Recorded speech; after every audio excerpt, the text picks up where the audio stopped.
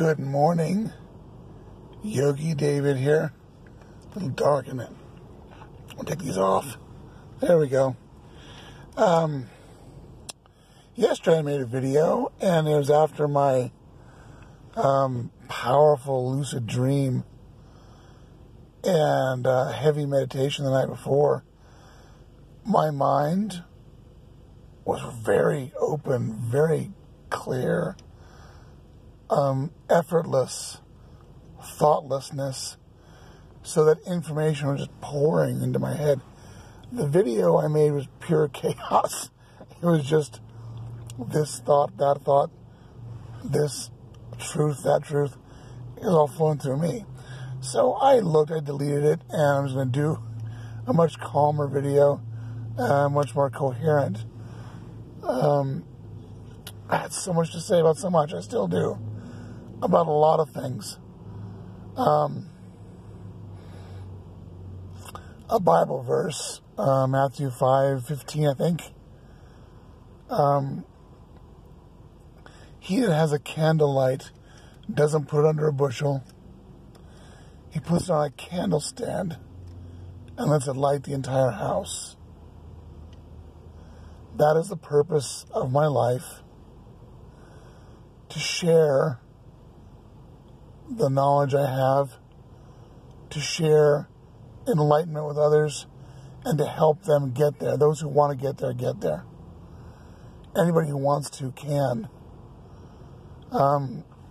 It is not reserved for just a few mystics in the depths of India or China.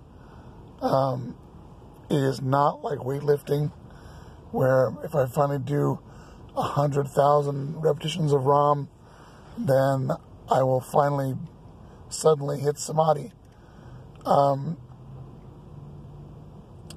Doing this process without the nuclear power of LSD is difficult because of the material plane and because of the ego and the mind and our beliefs. Our bodies are tired sometimes. We feed them the wrong things. We have been given the same conditioning mentally that we've all received. Negative self-talk, limiting beliefs. All this. So I'm so grateful for my Samadhi. I am so grateful I was blown through all of that, so that the ego David no longer existed, really. Except it was a very small, harmless thing. I got to be truly me, a critical thing. The trouble is, it doesn't teach you how to stay there. You get, as Neem Karoli Baba says, a darshan of Christ. You don't get to become Christ. You got to come tumbling back to this plane where you agreed to be. Also realize that the material physical life, that's what I'm here, to deal with from an enlightened place. I'm here to be still,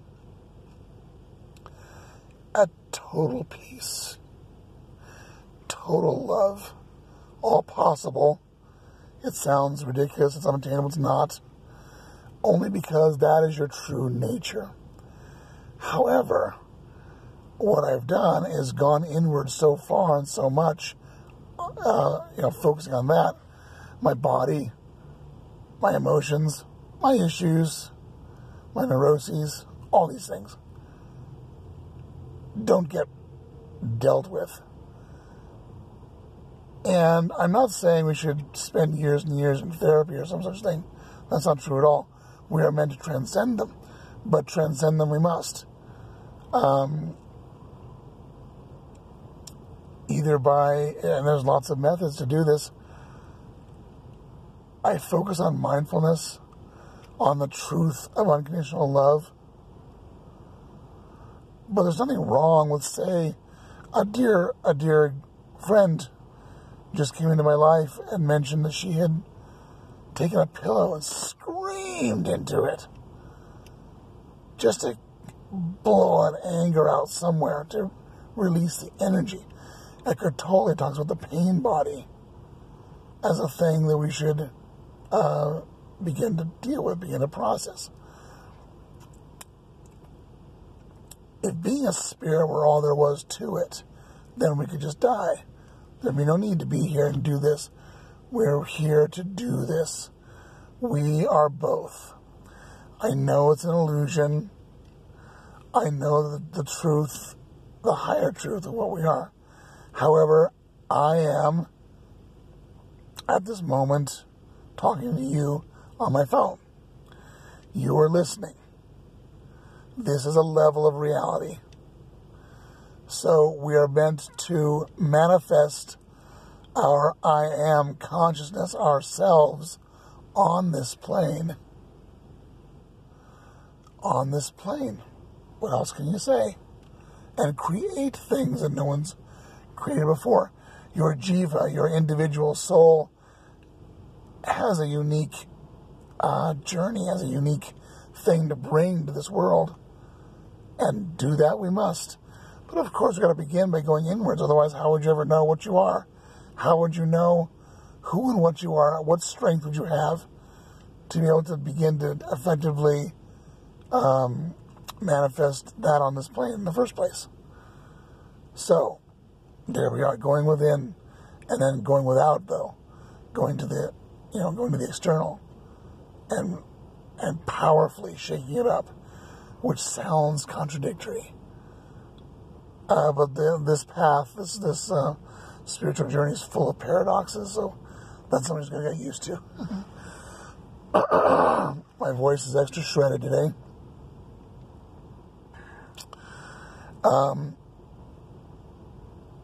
Issues like money, relationships, exercise, diet, all those things are important. We can't say they're not. If you're sick and tired, it's hard to pursue higher consciousness, for one thing. Hard to read the books, hard to meditate, hard to sleep, hard to feel good. And I find when I am sick like this, it encourages the ego somehow. It lets negative thoughts creep in because, God, I feel like crap. I may as well have some crappy thoughts to go with it. And it's an effort to push back against that, to meditate, ram, and just push the thing back and realize I'm love, I'm okay. My body's doing its thing, but I'm this. So a whole new pattern for me of pursuing a much better diet than I have, going to the gym, focusing on my finances in a better way, focusing on the people around me, making an honest effort to love them as individuals. I do the opposite, though, too.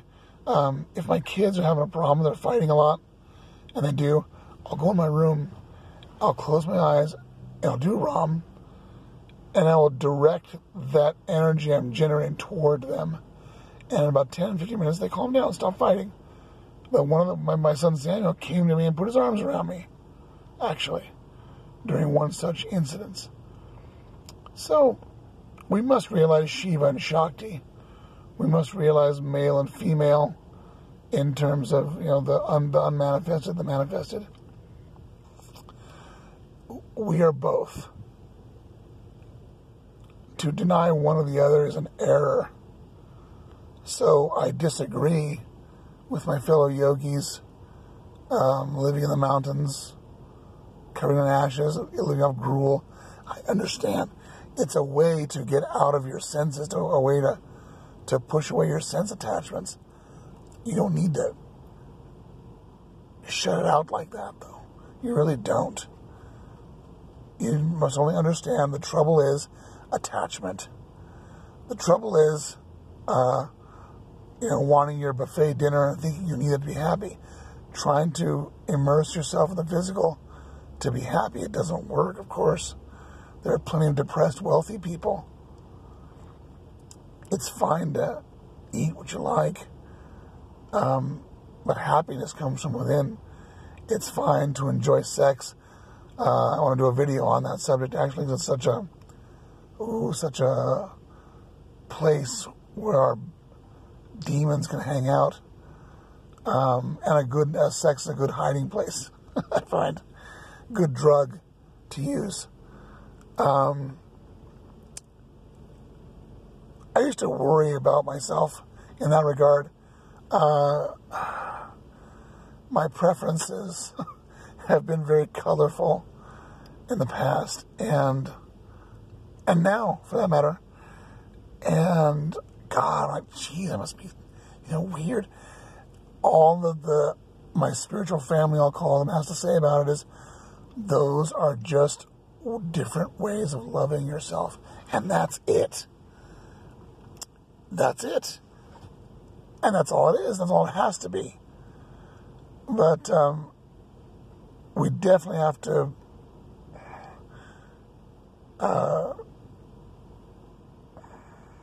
awaken first, be aware first, become love first.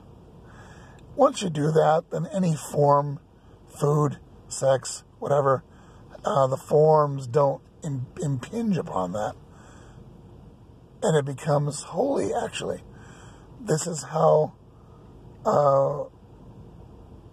another Bible verse, pray without ceasing. How on earth would you pray without ceasing? How could you, dear Lord, please bless so-and-so, please give me a new car, I promise I won't do drugs again if you let me live past this. How could you do that continuously? Well, you can't. And the word prayer there is horribly misused. When you are one, when you become love, everything you do is a meditation. Everything you do is holy because you're interacting with everything is God. Everything is the one thing. And I try to avoid words like God, love, because they're so charged with so many meanings. And it's an opening, it's a Pandora's box waiting to open. It's the one consciousness everywhere and everything. And yes, every moment can be a sacred moment. Again, attainable to anyone who wants to. So, I'm going to leave it at that. 12 minutes is good. I find the shorter ones are more well-liked and easier to deal with. And I'm the same way. I usually don't do long lectures, although I listen to Ram Dass and Mooji and stuff with their hour-long lectures. But people with my videos seem to like the shorter ones, so we'll do that. More to come. I have a powerful ministry to begin. Again, a word I don't like. I'm not a Joyce Meyer or Joel Osteen. I will begin taking funds soon, hopefully, and doing my Patreon and getting off the ground because it's so important to me to do this. It's what drives me every day. I don't wake up excited to go to my job, and that's not why I'm here. The money, someone asked me yesterday in my car, my Uber car, what is the money for? It's because people with severe physical needs are not terribly interested in higher consciousness because they're starving or they're homeless or they're freezing. And it's heartbreaking to me to feel that feeling of helplessness that my job pretty much takes care of me and little else. That's just the nature of jobs, finance. It is a system of slavery, and it's meant to just keep you barely functioning, barely alive, fed, just enough so you won't get upset with them. Beyond that, working 2 jobs kind of physically beyond me, really. Donations are there for the same reason that other ministries take in donations. To buy a coat for somebody. My God, I saw a kid go into my son's school. It was like 10 degrees, and this boy is walking down the street in a shirt. And I would have just loved to have gone to his family and said, hey man, let me get him a coat. Things of that, that's why. And I would just never, oh my God, guilty of taking in large sums of donations when they want to do in the future, to the tune of millions of dollars, giving some CEO ass $2 million as a bonus of money that was given by good people to help people, not to buy some stupid jet or a home big enough to house 3 football fields. Wealth of that type could be in my life. I choose to be, not from the money people give me. It is there purely to help others, to give them love, to give them love. The whole reason I do what I do. So, my PayPal link is on my Facebook, and whatever, there's no judgment. God's not going to reward you as such. There's a thing, if you give, it comes back to you. That's just a principle of the universe. Me, you, everybody, that's true. But God's not going to bless you and multiply and all this nonsense. Giving is a spiritual act of love, and I want to have more to give. Namaskaram, people, and I will talk to you again soon.